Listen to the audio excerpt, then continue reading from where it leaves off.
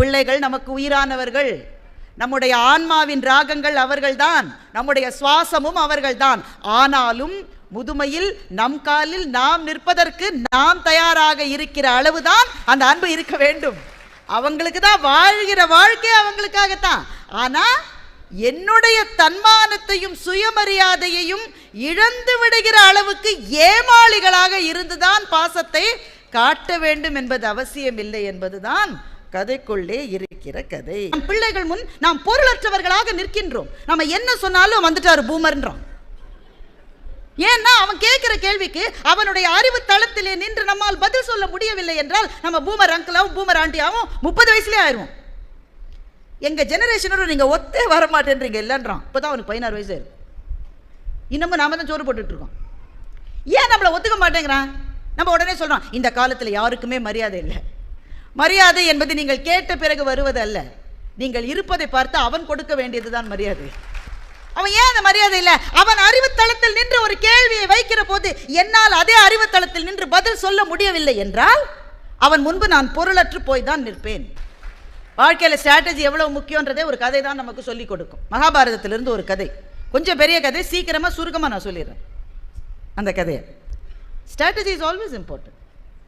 சரியான நேரத்தில் சரியான தெளிவுகளோடு ஸ்ட்ராட்டஜி நமக்கு வந்து வாழ்க்கையில் அது தேவைங்க. அன்பாக இருக்கணும், நல்லவங்களாக இருக்கணும், பரிவாக இருக்கணும், மற்றவங்களுக்கு உதவி செய்யணும், இது எல்லாம் முக்கியம். நம்முடைய வெற்றிகளும் நமக்கு முக்கியம். வாழ்க்கையில் நம்முடைய வெற்றிகள் நமக்கு தேவைதானே. நாம் இருக்கிற இடத்தில் நாம் அடைய வேண்டிய உயரங்களை யாராவது ஒருவர் தடுத்தார் என்று சொன்னால் அதோடு முட்டி மோதி அந்த இடத்தில் போய் நின்று நான் இங்க நிற்பேன் என்று சொல்ல வேண்டியது நமக்கு அவசியமா இல்லையா? அதற்கான ஸ்ட்ராட்டஜியும் கதைக்குள்ளே இருக்கிற கதைகள் நமக்கு சொல்லிக் கொடுத்து கொண்டே இருக்கின்றன. எந்த காலத்திலும் ரொம்ப முக்கியமான ஒரு ஸ்ட்ராட்டஜி. சில சமயம் வாழ்க்கையில் பிரிவுகள் வரும். பிரிவு வந்தால் என்ன செய்யணும்? ஓன்னு உட்காந்துட்டு அழணும் இல்லை? இங்கே சின்ன பிள்ளைங்க ஸ்டேட்டஸ் போடுறது, I want to kill my self.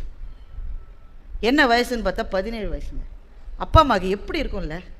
ஒரு ஆசிரியர் முடி வெட்ட சொன்னார் என்று ஒரு பையன் போய் தற்கொலை பண்ணிட்டான். அந்த ஆசிரியர் இனிமேல் வாழ்க்கையில் வாயை திறப்பாங்கன்னு நீங்கள் நினைக்கிறீங்க?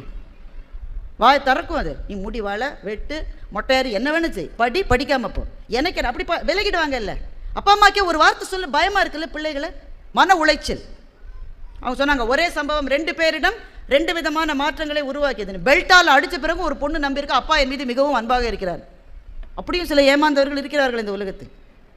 அந்த கதைக்குள்ளே இருக்கிற கதை தான் இது. வாழ்க்கையில் பிரிவுகள் வந்தால் எப்படி ஹேண்டில் பண்ணுறதுன்றதை நம்ம பிள்ளைகளுக்கு நாம தான் சொல்லிக் கொடுக்கணும்.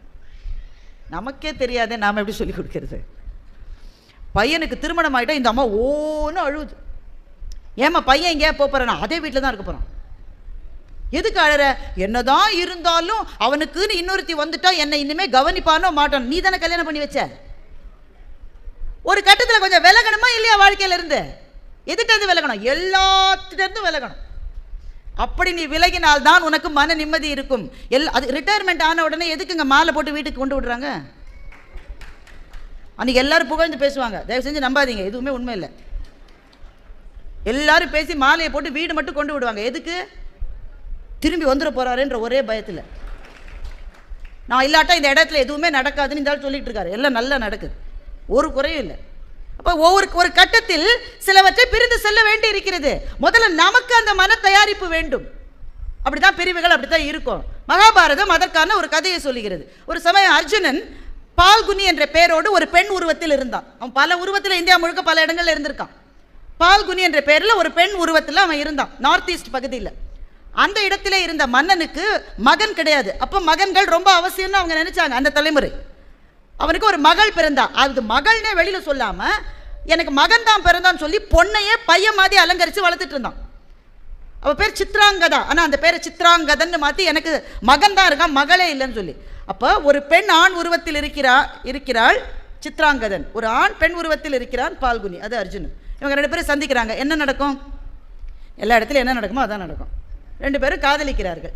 ஒருவருக்கு ஒருவர் தெரிஞ்சிருது. ஓ நீ ஆண் இல்லையா, நீ பெண்ணா? ஓ நீ பெண் இல்லையா, நீ ஆணா? 2 பேரும் திருமணம் செய்து கொள்கிறார்கள். திருமணம் செஞ்சு அவங்களுக்கு பப்ருவாகன் என்ற குழந்தை பிறக்கிறது. குழந்தை பிறந்த பிறகு இவன் பல நாள் பெண் வேஷம் போட்டுட்டானா, இவன் மனதளவில் பெண் மாதிரி ஆயிட்டான். எந்நேரமும் பிள்ளை தூக்கி திரியிறான். அரண்மனையில் எவ்வளவு தாதிகள் இருப்பாங்க, எவ்வளவு வேலையாட்கள் இருப்பாங்க, யார்கிட்டையும் பிள்ளைய கொடுக்க மாட்டான். இவனே இடுப்பில் பெண் தூக்குற மாதிரி தூக்கிக்கிட்டு இவனே வச்சிருக்கான் பிள்ளைய. அரண்மனையில் இருக்கிறவங்கள பார்த்து சிரிக்கிற நிலைமை ஆயிடுச்சு. அப்புறம் அஸ்தினாபுரத்துலேருந்து ஓலை வருது, அர்ஜுனா சண்டை வரப்போகிறது, நீ தயாரா என்று ஓலை வருகிறது.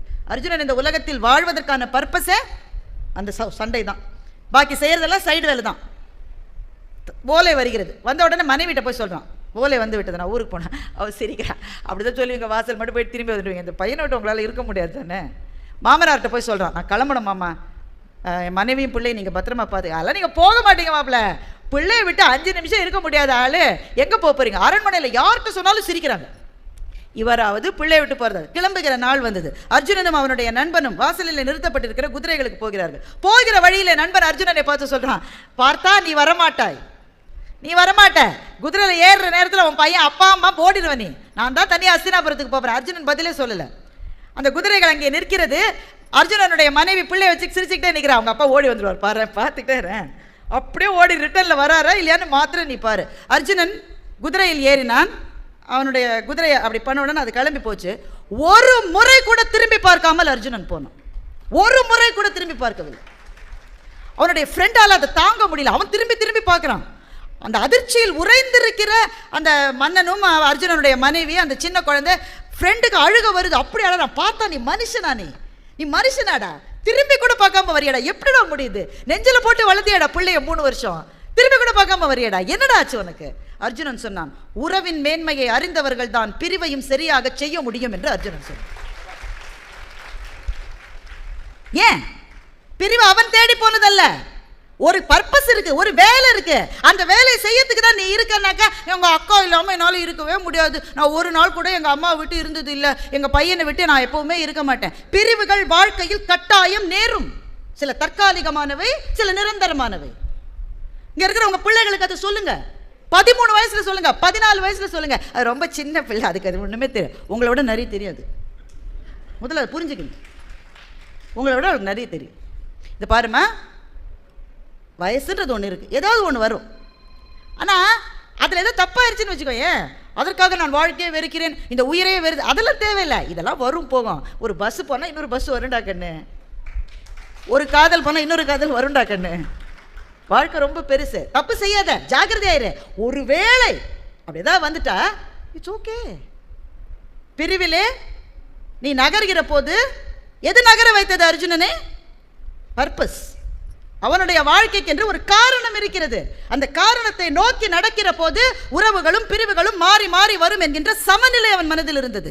மனதில் சமநிலை இருக்கிற மனிதர்கள் தான் வாழ்க்கையில் ஜெயிக்கிறார்கள். மகாபாரதம் என்ற பெருங்கதைக்குள் நாம் காணுகின்ற சின்ன சின்ன கதைகள் வாழ்க்கையை வாழ்வதற்கு நமக்கு சொல்லிக் கொடுக்கின்றன. பராசர முனிவன் ஒருத்தர் மகாபாரதத்தில் வர்றார். அவர் ரொம்ப வருஷம் கஷ்டப்பட்டு பராசர மாலான்னு ஒரு நூல் எழுதினார். பட்டாத பாடுபட்டார் அந்த நூலை எழுத. இந்த உலகத்திலே இருக்கிற மிகப்பெரிய புத்திசாலிகளுக்காகவே எழுதப்பட்ட புத்தகம் அது.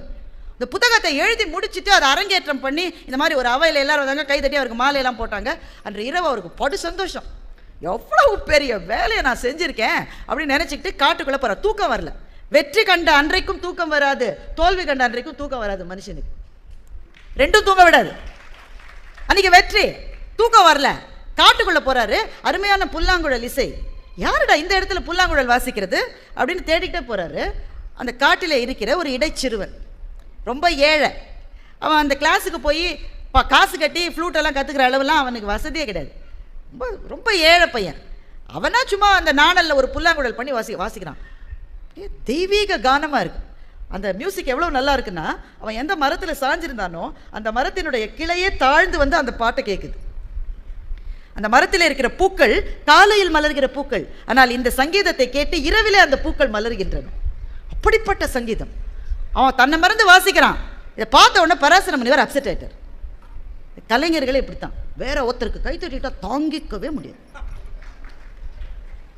நான் கூட நல்லா தான் செஞ்சேன், இருந்தாலும் இப்போ பராசர முனிவர் என்ன நினைக்கிறாருன்னா, நான் எவ்வளோ பெரிய வேலையை செஞ்சுருக்கேன், இவன் ஒன்றுமே இல்லை, ஒரு சாதாரண பையன், இவனுடைய சங்கீதத்துக்கு இயற்கையே தலை வணங்குகிறது. என் புத்தகத்தை புரிஞ்சுக்கிறதுக்கே உலகத்தில் 3-4 பேர் இருந்தால் ஜாஸ்தி, நான் பண்ண வேலையே வேஸ்ட்டுன்னு சொல்லி அந்த நூல் சுவடிகள் எல்லாத்தையும் தீயில போட்டு கொளுத்த போகிறார். அப்போ நாரத முனிவர் வந்து நிறுத்தி, என்ன செய்கிற நீ? எல்லாத்தையும் கொளுத்துறேன். ஏன் கொளுத்துறேன்? அந்த சிறுவன் செய்கிற வேலையை என்னால் செய்ய முடியலையே, அவனுடைய இசைக்கு இருக்கிற பெருமை என்னுடைய நூலுக்கு இல்லையே. நாரதர் சொன்னார், பராசரா என்ன செஞ்சுக்கிட்டு இருக்கேன், இந்த காடு இருக்குல்ல சுற்றி பாரு, இந்த காட்டில் யானை எப்படி நடந்து வரும், எப்படி நடந்து வரும், கால் அதிர நடந்து வரும். அது நடந்தாலே ஒரு 2 மரம் கீழே விழும், அவ்வளோ பெரிய யானை இருக்குது. இதே காட்டில் தேன் சிட்டு இருக்கு, நீ பார்த்துருக்கியா? ஆமாம் பார்த்துருக்கியா. அந்த தேன் சிட்டு பறந்து போகிற தடம் கூட இல்லை. இல்லை, தேன் சிட்டு பறந்து போனால் கூட நமக்கு தெரியாது, நம்ம கண்ணு முன்னா போனால் கூட நமக்கு தெரியாது, அவ்வளோ சின்னது அது. ஆனால் இந்த காடு காடாக இருப்பதற்கு யானையும் தேவை, தேன் சிட்டும் தேவை தானே. அப்படித்தான் அவனுடைய திறமை அவனுக்கு, அதனால் சிலருக்கு மகிழ்ச்சி கிடைக்கிறது. உன்னுடைய திறமை உனக்கு, அதனால் சிலருக்கு மகிழ்ச்சி கிடைக்கிறது. 2 பேருமே இந்த உலகத்துக்கு தேவை. எவ்வளவு பெரிய தத்துவம் இல்லை இது. சில சமயம் நம்ம பண்ணுற வேலை வேஸ்ட்டு நமக்கு தோணும். தினம் காலையில் எழுந்திரிச்சு அதே மாதிரி பாலை காய்ச்சி, அதே மாதிரி தோசையை தட்டி, அதே மாதிரி இட்லிக்கு மாவு அரைச்சு, அதே மாதிரி ரசத்தை செஞ்சு, அந்த ஆள் முகத்தில் ஒரு சிரிப்பை காணுமே. ஃபோனை பார்த்துக்கிட்டே சாப்பிட்டுட்டு போகிறார். இந்த ஃபோனை பார்த்துக்கிட்டே சாப்பிட்றதுன்னு வந்துட்டதுனால ஒரே ஒரு நிமிஷம் அதை பற்றி சொல்லிடுறேன். ஒரு காலம் இருந்தது, முகத்தோடு முகம் பார்த்து நாம் எல்லாம் சாப்பிட்ட காலம். நம்முடைய முகத்தை பார்த்து நம்முடைய இலையில் யாரோ சோறு வைத்த காலம். இலையை பார்த்தல்ல, முகத்தை பார்த்து. எனக்கு போறோம்மா, என்ன போகிறோம், முகத்தில் இன்னும் சோர்வு இருக்கு, இன்னும் ஒரு கரண்டி போடு. இன்னைக்கு யாருமே யார் முகத்தையும் பார்க்கறது இல்லை. அது வருது, பிச்சு பிச்சு தின்னுது, அது போகுது. அப்போதான் டேபிளில் உட்காந்துருக்காரு, அந்த அம்மா பிளேட்டு வைக்குது, 2 இட்லியை வைக்குது, 2 சட்னியை வைக்குது. ஃபோனை பார்த்துக்கிட்டே ஒரு சட்னியை மாத்திரம் சாப்பிட்றாரு. எந்திரிச்ச உடனே, ஏன் இன்னைக்கு கார சட்னியை வைக்கல, கண்ணை திறந்துப்பார், பக்கத்துலேயே இருக்கு, பக்கத்துலேயே வச்சிருக்கு. பையன் உட்காந்துருக்கான், வந்த உடனே அலோன்னு பேசிட்டே வெளில போயிடுறான். இப்போ தான் பிரதம மந்திரி அவரை கூப்பிட்டுருக்காரு, அடுத்தது இந்தியாவுக்கு என்ன செய்யலாம் என்ற முக்கியமான ஆலோசனைக்காக. சாப்பிட்ற ஒரு 10 நிமிஷம் சாப்பாட்டுக்காகவே நாம் இருக்கிற மாதிரி நம்மளால் இருக்க முடியாது. அந்த கதையை அப்படியே விட்டுட்டு இந்த கதைக்கு வரேன். இந்த உலகம், அதற்கு யானையும் தேவை, தேன் சிட்டுக்களும் தேவை. 2ம் இருந்தால்தான் உலகம் சமநிலையில் இருக்கும். என்னதான் இருந்தாலும் யானை மாதிரி நான் இல்லை அப்படின்னு என்னைக்கா ஒரு குருவி நினச்சிருக்கா? என்னதான் இருந்தாலும் குருவி மாதிரி என்னால் பறக்க முடியலன்னு எப்போது மீன் நினச்சிருக்கா? மனுஷன் மாத்திரம் ஏன் சார் அப்படி இல்லை? நான் அவனை மாதிரி இல்லை. அந்த அக்காவுக்கு 800 சேலம் இருக்கும். ஐயோ ஐயோ ஐயோ, இந்த 80க்கே வழியை காணும். மற்றவர்களோடு நம்ம ஒப்பிட்டு கொண்டே இருக்கிறோம்ல. அதில் என்ன பியூட்டினா, நம்ம ஒரு ஏணியில் ஏறுறோம், நம்ம இங்கே இருக்கோம், நமக்கு முன்னாடி ஒருத்தர் இருக்கார். நம்ம இந்த ஆளை பார்த்து நாசமாக போகிறோம், நல்ல கார் வச்சுருக்கான், எங்கள் மாமனார் இருந்தால் வாங்கி கொடுத்தாரு, ஒரு டப்பா கார், எப்படியாவது அவன் வச்சுருக்கிற கார் எல்லாம் சொல்லி இங்கே போயிட்டோம், இந்த காரை வாங்கிட்டோம். உடனே எவ்வளோ நீங்கள் மகிழ்ச்சியாக தானே இருக்கணும். இதுவே போதும், மகேஷ் சொன்ன மாதிரி இருக்கணும்ல. ஒரு பயம் அப்படி நினைக்கிறேன்னு. இப்போ இவனை பார்க்குறத விட்டுட்டோம், அதுக்கும் மேலே ஒருத்தர் இருக்கான், அவனை பார்க்குறோம், அவன் வச்சிருக்கிற கார் எனக்கு இல்லையே. இந்த நிலை வருகிற போது மகிழ்ச்சி என்பது வாழ்க்கையில் எப்படி கிடைக்கும்? கண்ணதாசன் சொன்னார், இன்னொருத்தருக்கான இடம் எனக்கு இல்லைன்னு நினைக்காதடான்னு சொன்னார். அவரவருக்கு வாய்த்த இடம் அவன் போட்ட பிச்சை, அறியாத மானிடர்க்கு அக்கறையில் இச்சை என்று கண்ணதாசன் இதை மிக அழகாக